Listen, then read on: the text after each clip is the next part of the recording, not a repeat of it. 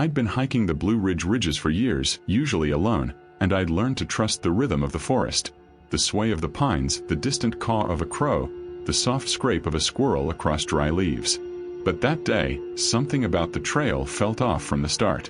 I remember the air being heavier than usual, thick with an early autumn mist that clung to my skin and left the ground damp beneath my boots. I was following a narrow ridge trail I'd never taken before, drawn by the idea of a viewpoint I'd heard whispered about by locals, though no map marked it.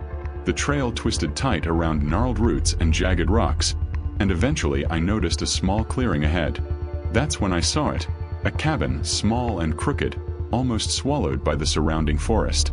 Its roof sagged as though the weight of decades had bent it toward the earth, and one window had a jagged crack running down the center, letting in a shaft of light that flickered in the wind. My curiosity nudged me forward, even as a shiver worked its way down my spine. From the moment I got closer, I felt a peculiar tension, like the air was stretched too tight. The whispers started then, soft and scattered, drifting across the clearing in irregular pulses. At first, I thought it was the wind slipping through the broken window, or perhaps the trees brushing against each other, but the cadence of the sound made me pause. The whispers seemed to mimic my own breathing, rising and falling in faint, broken syllables, impossible to understand yet undeniably deliberate. I stepped onto the porch, the wood groaning under my weight, and the smell hit me. Damp wood mixed with something sour, something old, something that had fermented in that cabin for decades.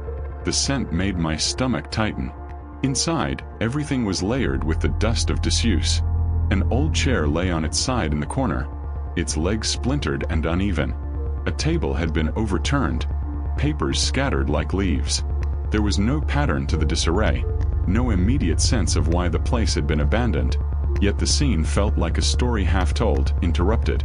I remember running my hand along the walls, tracing the faded scratches in the wood, and feeling an almost imperceptible vibration, like the building itself was alive in some way.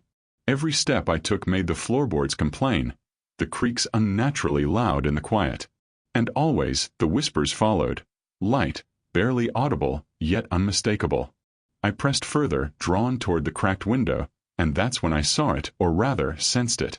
There was a presence in the room, not tangible but there, shifting at the edge of my awareness. My heart started beating faster, every instinct screaming to run, but my legs felt frozen. Shadows stretched across the walls in unnatural ways, bending in corners where there were no obstructions. I could feel the eyes of something unseen tracing me, and each breath I took seemed louder in the empty cabin than it should have been. It wasn't malevolent in a loud, obvious way, but it was watching, patient and deliberate, like it had been waiting for someone to stumble in and break the silence it had guarded for decades. I remember trying to rationalize it, telling myself it was just an old building settling, or the wind, or the echoes of the forest filtering through cracks in the walls. But the whispers grew more insistent, shifting from airy fragments to almost words, as though teasing meaning that I couldn't quite catch. I could feel my anxiety feeding them, my imagination giving shape to the sounds. When I backed toward the door, the floorboards beneath me seemed to sag slightly, almost resisting my movement, and I heard a soft thump behind me, like a heartbeat in the walls. Stepping outside, I tried to shake it off, telling myself it was the forest, the isolation, my own nerves. But even then, the whispers lingered, chasing me down the trail. Every rustle of leaves became a word, every snap of a twig a warning. I broke into a run, stumbling over roots and rocks, my lungs burning, until the ridge opened onto a familiar clearing where I had parked my car. Only when I slammed the doors and pressed my forehead to the steering wheel did the forest's hold begin to loosen, and even then, I swore I could hear the faintest trace of voices, as if they had followed me halfway home. That night, I slept fitfully in a nearby motel, the hum of civilization outside a poor substitute for peace. Every dream brought fragments of the cabin back, shadows writhing in corners, whispers curling around my ears, and the sense of eyes tracking me from just beyond my vision. I tried to tell myself it was imagination, that solitude in the mountains had always played tricks on me. But the memory of that cabin, the smell of damp wood, and the strange fractured voices stayed with me long after, a quiet dread I could never fully escape. Even now, when I hike alone, I remember that ridge, that cabin, and the whispers behind the cracked window. I know I'll never return, yet some part of me still feels their pull. Sometimes, in the early mist of dawn, I think I can hear them again, faint and teasing, as if they've been waiting for me all along, patient and patient, just beyond the edge of the trees. And the thought makes my skin crawl every single time, reminding me that some stories, some places, leave traces of themselves in ways that cannot be washed away or ignored. I had been planning this solo camping trip for months, looking forward to the kind of isolation only the deep Appalachian forests could offer. The air smelled of wet leaves and moss when I parked near the trailhead, the sun dipping low behind the ridges, turning the mist into a pale gray haze that hugged the mountainsides. I hiked in slowly, the crunch of leaves under my boots the only sound for long stretches. Somewhere along a twisting, narrow trail, I came across a tiny cabin tucked against the slope, half hidden by overgrown brush. Rust had claimed the hinges, the shutters were broken and flapped loosely with each gust of wind, and the wood itself had taken on a gray, brittle tone, as though the forest had slowly been swallowing it for decades. Despite its apparent abandonment, I felt a tug of curiosity, a strange mix of caution and fascination, and decided to set up camp nearby. The first evening was quiet, unnaturally so, the kind of silence that presses against your ears until even the slightest sound feels amplified. As night fell, I made a small fire a few feet from the cabin and ate quickly, keeping one eye on the structure. That's when I heard it, the first thump on the cabin door. Slow, deliberate, and steady. I froze, listening, thinking maybe a branch had shifted, but the sound repeated, almost rhythmic, almost intentional. My stomach turned, but I reminded myself it was probably nothing, a deer leaning on the wood, or wind catching the old hinges. Still, I approached cautiously and peered through the crack in the shutter. The forest outside was empty, the shadows long and silent, but the thumping continued, almost matching my pulse, almost waiting. I retreated to my sleeping bag in a mixture of disbelief and unease, telling myself it was the forest playing tricks. But then I saw them, or I thought I did, shadows creeping along the edges of the cabin interior, vanishing the instant I focused on them. They weren't the normal stretch of evening darkness. They moved too deliberately, darting just beyond the corner of my vision. The air grew heavy, almost viscous, pressing in as though the cabin itself was breathing, watching. I tried to sleep, but every minute felt stretched, each creak of the cabin louder than it should have been. I told myself repeatedly that no one was inside, that no one had been there for years, but the instinct that something or someone was inside the walls gnawed at me with every passing hour. Hours blurred. Each thump at the door seemed closer, sharper. I found myself holding my breath whenever it stopped, expecting a hand to push through the wood at any moment. Shadows danced in corners I thought were empty, bending unnaturally across the broken shutters, and for the first time in my life, I felt a primal fear I couldn't rationalize. The forest beyond could not have made these noises. The rhythm was too calculated, too precise. Sleep was impossible. I clutched my flashlight, sweeping it across the cabin, but each beam seemed to vanish against the darkness, swallowed whole, leaving only the oppressive feeling of being watched. Morning brought some relief, the pale light filtering through broken windows and splintered shutters, washing away most of the terror that had held me hostage overnight. But when I opened the cabin door to leave, my stomach dropped. Deep scratches marred the wood, long gouges that ran from the handle to the threshold, jagged lines that hadn't been there the night before. They were fresh. My hands shook as I traced them, trying to rationalize. Maybe a wild animal, though nothing that big should have been able to reach that high. And yet, I couldn't shake the feeling that it hadn't been trying to get in, or maybe not just in. Something had been trying to get out.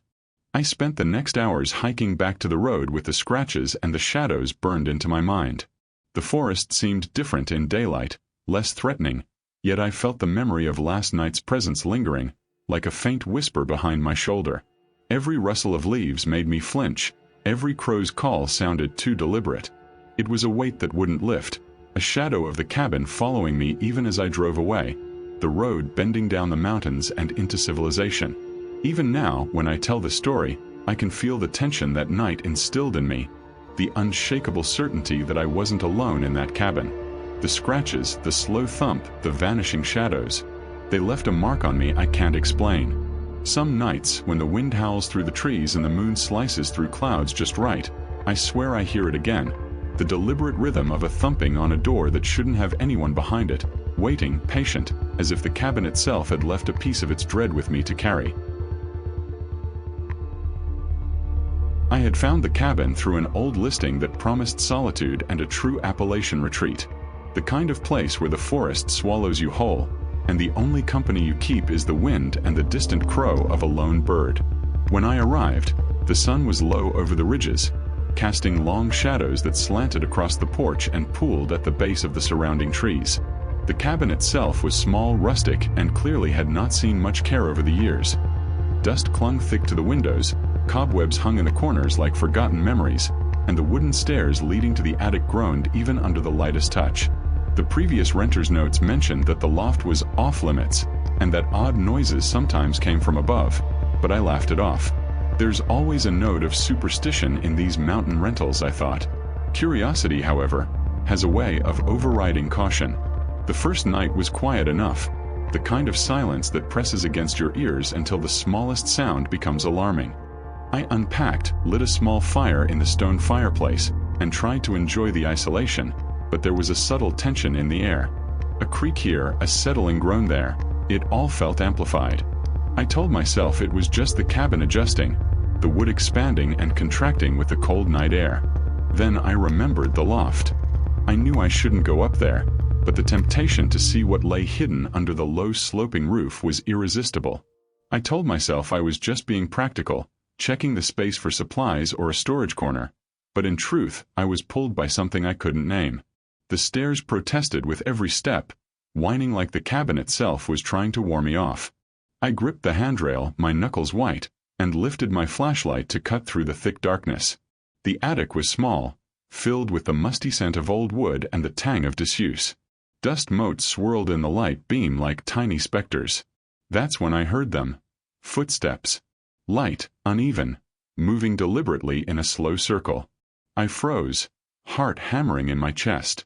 The sound wasn't random. It was deliberate, pacing the loft in a rhythm that made my stomach churn. I told myself no one could be up there. There was no ladder, no one had access, but the footsteps continued, circling, pausing, starting again. The air felt alive, charged in a way that made the hairs on my arms stand on end. I called out, my voice shaking, "Hello?" There was no reply, only the slow, deliberate steps continuing above me. I dropped my flashlight to the floor, the beam bouncing across old boxes and a tattered rug, and it felt as though the very walls were watching. Each movement I made below seemed to echo unnaturally, but the footsteps never faltered. It was as though the space itself had taken on a presence, a silent predator marking its territory while I stood frozen, unsure whether to run or investigate further. Panic eventually won over curiosity. I scrambled down the stairs, nearly tripping as the wood groaned under my weight. The footsteps followed, circling above me, shifting in tempo with my own frantic breathing. I slammed the cabin door behind me and bolted into the yard, the cold night air shocking me, but giving only a fleeting sense of safety. The sounds above seemed to linger, circling the cabin as though whatever was up there had no intention of letting me leave unscathed. I could feel it in the way the shadows clung to the corners of the porch, in the slight vibrations through the floor, as if the attic itself had grown teeth and claws overnight. I never returned to that cabin.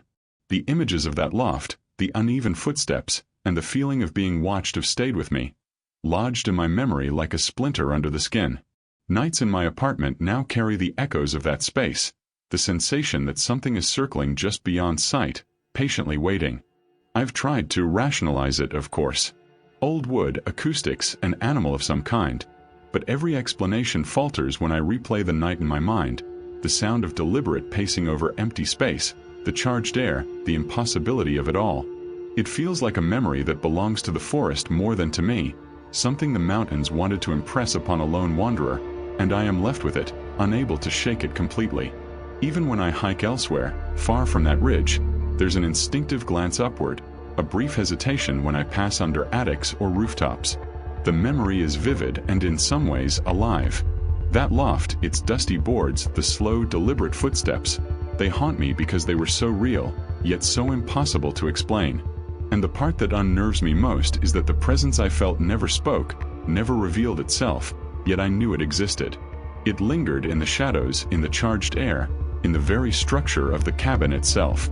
Some encounters leave scars you can see, others leave only whispers in your memory. And this was of the latter. I had been hiking along a trail few people ever took, a narrow path that twisted through dense forest, sunlight barely reaching the leaf-strewn ground. The air was heavy with the scent of moss and wet earth, and the only sounds were the occasional drip of water from the trees and the distant crow of a lone bird. That day, I stumbled across a cabin I hadn't known existed, its wooden frame warped and worn, half swallowed by brambles and weeds. It looked like it had been abandoned for decades, yet there was something about it that felt deliberate, purposeful, as though someone had left in a hurry and wanted the place forgotten. I approached slowly, the ground soft beneath my boots, and noticed one wall that seemed off. It was hollowed in a way that didn't make sense, like someone had tried to remove a section of it, and the edges were rough, jagged, not neat like modern construction. My curiosity, despite every warning my instincts shouted, pushed me closer. I reached out and pressed my hand against the hollowed section. That's when I felt it, the tiny, rough bumps beneath the wood, subtle, almost imperceptible at first, but unmistakably there. I froze, my fingers trembling, and a cold dread ran through me. The shapes were irregular, too numerous to count, yet arranged in a way that suggested awareness, like eyes staring back at me. I pulled my hand back as if burned, stepping away from the wall, and the hairs on my neck prickled. My rational mind raced, roots pressing under the cabin's floor, knots in the wood, but it felt too alive, too deliberate. Something had been watching, waiting, pressed right up against that wall. I ran, breaking into a sprint down the trail, my boots scuffing leaves and roots, the forest suddenly closing in around me. Every shadow seemed to pulse, to shift, and for a brief moment I imagined movement in the trees, just beyond the line of sight. I tried to convince myself it was nerves, adrenaline making the branches twitch and the leaves whisper, but I couldn't shake the feeling that those eyes, countless, patient, watching, had followed me, lingering even as I put distance between myself and the cabin. That night, back in my tent, sleep was impossible. The memory of the wall and its rough, staring bumps haunted every blink, every shadow cast by my flashlight. I kept imagining that the forest itself had taken notice of me, that the eyes had somehow traveled beyond the cabin's walls, and I would feel them watching even as I lay under my sleeping bag. The wind through the trees sounded like whispers, and each crack or pop of a branch made me flinch, half expecting to see the hollowed wall waiting at the edge of the clearing, pressing its eyes against me once again. Days later, I couldn't shake the feeling that the cabin wasn't just abandoned, it was patient. It had been there for decades, waiting for anyone foolish enough to come close, to press a hand against the wall and meet its gaze. The memory clung to me in the quiet moments, in the empty spaces of my apartment, the way shadows seemed to linger just a moment too long on walls or furniture. And I knew, deep down, that the forest remembers who enters it, and some places, like that cabin, leave marks that can't be erased. Even now, when I hike new trails, when I cross old ridges, I glance at hollowed tree trunks or the side of a cabin in passing, and for a heartbeat I feel it, the awareness of those countless tiny eyes, patient and observing, lying just beneath the surface of the wood, waiting for the next person who dares to touch it. It's not fear in the usual sense. It's a reminder that some places hold themselves in a way that you can never fully forget, and that some memories, once impressed upon you, follow you long after the forest has released its grip. The storm came out of nowhere, a sudden autumn cold front that had been creeping across the mountains, turning the wind sharp and relentless.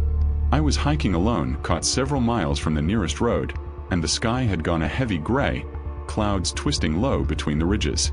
Rain started as a whisper at first, misting the trees and soaking the trail, but soon it became a steady, cold downpour. I knew I had to find shelter or risk hypothermia before night fell completely. That's when I saw it, a small, derelict cabin tucked between the trees, leaning slightly to one side, its roof missing shingles and the walls warped from decades of exposure. The broken slats let in flashes of the fading light, and the smell of damp wood and mold hit me as I hurried inside, grateful for even the smallest refuge. The air was cold, sharper than it should have been inside, and the moment I closed the door, the temperature didn't improve. I tried to make a fire, dragging broken branches into a small fireplace, but the damp would refuse to catch. As the storm raged outside, the cabin felt alive, filled with shadows that twisted oddly in the dim light and corners that seemed just a little too deep, hiding just enough to make my stomach tighten. I could see the fog rolling over the mountains through the broken slats, ghostly shapes moving and undulating, and every now and then, I thought I glimpsed a shadow crossing the threshold or crouched just out of sight. That night, the feeling of being watched settled over me like a weight. I heard soft murmurs, faint and indecipherable, curling around the room, but when I turned toward the sound, nothing was there. My breath came in quick, shallow gasps, and every instinct screamed to leave, but the storm trapped me inside. Then I felt it, cold air brushing the back of my neck, light as a whisper but unmistakable. I spun around, convinced someone had slipped in behind me, yet the cabin was empty. My flashlight illuminated the splintered walls and the overturned furniture, but nothing moved. Still, the sensation remained, a presence that lingered just beyond the reach of reason, watching, patient. I tried to convince myself it was nerves, that the storm and my isolation had sharpened every sound, every shift of the wind into something sinister. Yet nothing explained the persistent chill, the way the cold seemed to follow me as I moved from corner to corner, never leaving me. I wrapped myself in a soaked jacket and sat huddled against the wall, feeling the weight of the darkness press closer with each passing hour. Every creak of the floorboards sounded like a footstep, every gust of wind against the broken slats became a whisper. Sleep was impossible, the storm outside mirroring the storm of unease inside, each second stretching longer than the last. Morning came, pale and gray, but brought no comfort. The storm had passed, leaving a wet silence over the mountains, and the fog hung heavy, curling through the trees like fingers. I stepped outside, hoping the light and fresh air would break the spell, but the memory of the night clung to me. I could still feel the cold breath on my neck, the faint murmurs twisting in my mind, and the undeniable sense that I had not been alone. The cabin, broken and empty as it appeared, had harbored something with me through the night, and I couldn't shake the idea that whatever it was, it had been aware, deliberate, watching me until I left. Even now, long after I returned to the safety of home, I can remember the sensation vividly, the chill that refused to dissipate, the way shadows bent unnaturally in the corners, the way the fog seemed alive, moving with intention. I think about that cabin whenever I walk in the woods, when the wind cuts just right through the pines, or when a shadow falls where it shouldn't. That night taught me that the forest holds its own secrets, patient and silent, and that some encounters leave marks that cannot be washed away, reminders that some places and some moments carry a presence that lingers long after the storm has passed. I had been exploring the backwoods of the Blue Ridge Mountains for hours, following a barely there trail that twisted through dense forest, thick with the smell of wet leaves and moss. The sunlight was fading, and I stumbled upon a cabin I hadn't expected, its timbers gray and warped, half hidden beneath overgrown brush. The door creaked loudly as I pushed it open, and the air inside was stale, carrying the faint tang of decay and dust. I wandered cautiously from room to room, noting overturned chairs, splintered furniture, and the way the shadows clung to the corners, deep and still. It was clear the cabin had been abandoned for years, yet there was a sense that the place had been preserved just enough to feel alive in a quiet, unsettling way. In one corner, I noticed a small door, nearly hidden behind a leaning cabinet. It led to a pantry, and I found myself drawn to it, curious despite the unease pressing on my chest. The pantry was unlike anything else in the cabin. The shelves were still lined with cans of food, stacked neatly as if someone had left in a hurry and never returned. The labels were faded, some peeling, but the organization was meticulous. The air smelled faintly of metal and old paper, an odor that made my stomach twist. I felt a shiver run down my spine as I shined my flashlight across the shelves, noticing the way the shadows seemed to move slightly, as if twisting and stretching beyond the normal angles of the room. My rational mind tried to dismiss it, just the light reflecting off dust motes, the wood shifting, but the sensation remained, prickling at the back of my neck. As dusk settled over the mountains, the cabin grew colder, the walls seeming to close in slightly. I heard it then, faint scratching from somewhere deep inside the pantry. At first, I thought it was an animal trapped behind the shelves, maybe a mouse or a squirrel, but the sound was deliberate, slow, and unnervingly rhythmic. My stomach tightened, and I stepped back, the floorboards groaning under my weight. The shadows within the pantry seemed to lengthen, curling like smoke, and for a brief moment, I swore I saw the shape shift, as though whatever was behind the shelves had moved just enough to avoid detection. My pulse quickened, and a cold sweat ran down my back. I wanted to leave quietly, to convince myself it was nothing more than imagination, yet I couldn't ignore the way the scratching had stopped and started again in a deliberate pattern, almost like it was aware I was watching. My flashlight beam darted across the shelves, but nothing was there, only the cans, the dust, and the shadows that refused to stay still. I backed out of the pantry slowly, telling myself I was being ridiculous, that the forest had a way of warping perception, that the isolation and the fading light were playing tricks on me. But the hair on the back of my neck stood on end, and every instinct screamed to get out of the cabin before nightfall. I bolted through the cabin, tripping over debris and ignoring the way the shadows seemed to follow my every movement. Outside, the forest was quiet, almost too quiet, and the fading light cast everything in a gray, oppressive haze. I didn't look back until I reached the edge of the clearing, and even then, I couldn't shake the feeling that something, or someone, had been watching me from inside the pantry, patient and deliberate, waiting for the moment I left. Even after I returned home, I couldn't shake the memory. In the quiet of my apartment, the faint scratching sometimes creeps into my mind, a soft, rhythmic tapping that echoes in dreams. I imagine the shadows twisting in that small pantry, the meticulous stacks of cans hiding something that was aware of me, waiting. I've tried to rationalize it, to convince myself it was a trick of light or a small animal, but the feeling of being observed, of something alive and patient, lingers. Some nights, when I close my eyes, I can see the shelves, the twisting shadows, and I swear I can hear the faint scratching, reminding me that the cabin and the pantry never truly released me from its presence. I had been hiking through the Blue Ridge Mountains for hours, following a trail that wound tightly through dense pines and hemlocks, their trunks slick with autumn rain. The sun had long since disappeared behind the ridges, leaving only a gray twilight that made the forest feel like a shadow pressing against my skin. That's when I saw it, a small cabin, tucked into a hollow where the trees had grown thick around it. What caught my attention immediately was the lantern hanging from the porch hook, still swinging gently despite there being no wind. The glow was faint, flickering like a pulse, and for a moment I thought someone must still be inside, perhaps living in isolation somewhere deep in the woods. Curiosity pulled me closer, though an unease had already settled in my chest. The cabin smelled of damp wood and decay, the kind of smell that comes from years of neglect and rain soaking through the roof. I stepped inside carefully, the floorboards groaning under my boots, and the lantern outside threw moving shadows across the walls through the cracks in the shutters. At first, the shape seemed harmless, simple distortions, but as night deepened, I realized they weren't following any natural pattern. They moved independently, twisting in ways that defied the angles of the room. Every time I shifted my gaze, they rearranged themselves, forming jagged, unrecognizable shapes that made my stomach tighten. I could feel a presence, subtle at first, just at the edge of my senses, watching, patient, as if it had been waiting for someone foolish enough to enter. I tried to ignore it, telling myself it was my imagination, the way shadows play tricks in the dark, but the flickering of the lantern intensified, casting uneven, jerking light that seemed almost deliberate. The air grew colder, heavier, charged with something I couldn't name. I could hear faint creaks and whispers, subtle movements that didn't belong to the structure or the wind.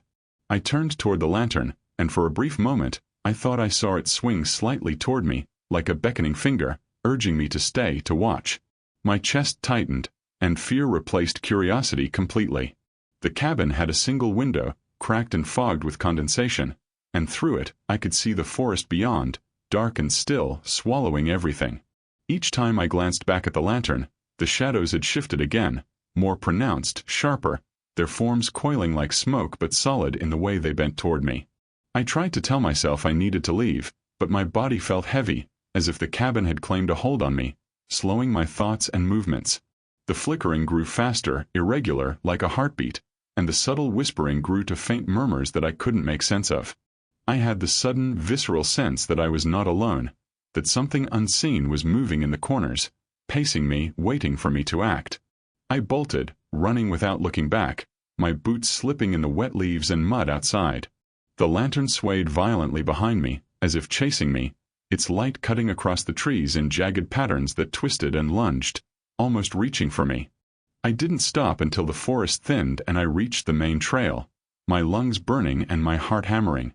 I glanced back just once, and the cabin was still, silent again, the lantern swinging gently in the night breeze, as though nothing had happened. But I knew better. The shapes, the murmurs, the inexplicable presence, had left a mark on me, one that would not fade. Even now, I can't stop imagining that lantern. On quiet nights, I see its light flickering in the corner of my vision, and I remember the shadows moving on their own, twisting into forms that were not meant to be recognized. The memory lingers in my chest, a weight that presses against me, reminding me that some places in the mountains are patient, waiting for the next person to wander too close. And though I have told myself countless times that I escaped, that the cabin and its strange lantern are nothing more than a trick of the mind, there are moments when the memory is so vivid I can almost hear the whispers again, soft, deliberate, and beckoning, pulling at the edge of my awareness. I had been hiking the cliffside trail for hours, the late autumn wind tugging at my jacket and carrying the scent of wet leaves and pine resin. The path narrowed as it wound along the edge, rocks jutting sharply below, and the forest thickened around me, muffling distant sounds. That's when I saw the cabin, perched precariously on a small ledge, as if the mountains themselves had propped it there and forgotten it. Its weathered timbers leaned slightly, the roof sagging, shingles missing, and the door hung crooked on rusted hinges. I felt an inexplicable pull, a curiosity stronger than caution, and pushed the door open, the hinges groaning in protest. Inside, the air was cold and stale, heavy with the smell of damp wood and mildew. The first thing I noticed was the sound of my own footsteps. They didn't just fall and stop as they normally would. Instead, they echoed unnaturally, lingering in the space long after I moved. Each step felt amplified, bouncing off walls that seemed closer than they should have been, corners that stretched unnaturally, warping the room into something unreal. I called out, my voice sounding strange and hollow, swallowed by the walls, but there was no response. Just the echo of my own voice, repeating, lingering, as though the cabin itself was replaying my presence, examining me. I moved further inside, cautious, every sense on edge. The floorboards creaked beneath my weight, and that's when it happened. I froze. Another set of steps, slow and deliberate, came from the far corner of the cabin, distinct from my own. I could hear the wood shift beneath invisible weight, the rhythm measured and calm, a footfall that didn't belong to me. My heart pounded, my breath catching in my throat, and I shone my flashlight toward the source. The room was empty. Nothing stirred, not a chair, not a curtain, not even the dust motes in the air. And yet, the steps continued, moving closer, circling around me in a deliberate pattern that made my skin crawl. I bolted, heart hammering, and the echoing steps followed, hollow and insistent, chasing me through the cabin and out into the forest. The trail was slick with mud and fallen leaves, my boots slipping as I ran, but the steps never faltered, matching my pace with an eerie precision.